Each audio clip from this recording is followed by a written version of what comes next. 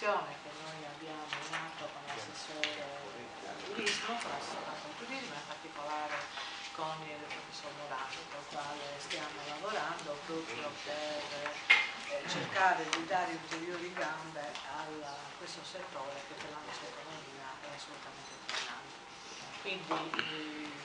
se il collega non riesce a dire qualcosa, altrimenti vediamo il video e poi esaminiamo con il collega Morandi.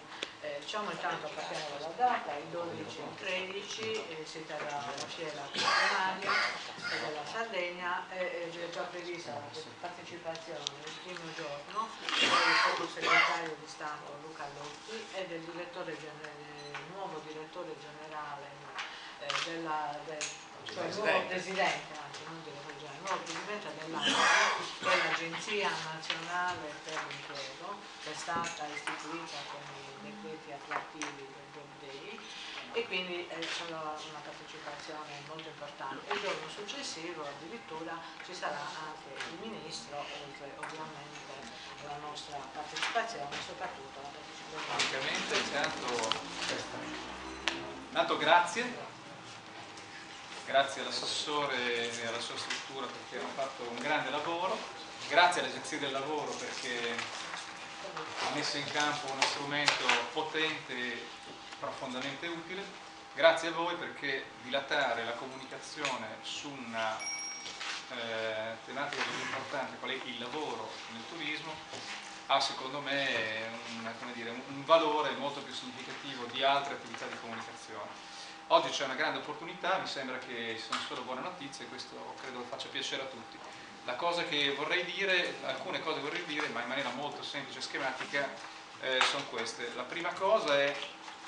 mi sembra significativo che iniziamo l'anno con un'iniziativa che riguarda il lavoro, anche per quanto concerne il settore del turismo. Se dovessimo scegliere un payoff, il payoff sarebbe turismo, ripartiamo dal lavoro.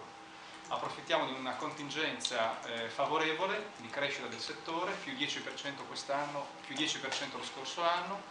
pensando che davvero il turismo può restituire alla Regione Sardegna, ma in generale al Paese, un'opportunità in più per chi cerca lavoro, per chi vuole riqualificarsi professionalmente, per chi vuole fare un'esperienza professionale diversa, per chi vuole impegnarsi in un comparto che ha bisogno di nuove competenze e nuove professionalità. Quindi mi pare che partiamo bene, anzi ripartiamo con il tema chiave.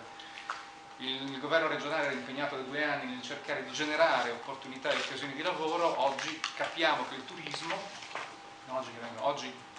constatiamo favorevolmente che il turismo offre davvero, forse più di altri comparti produttivi, delle opportunità ai nostri ragazzi, ai giovani, a chi vuole rientrare nel circuito lavorativo che forse qualche anno fa non era possibile ottenere.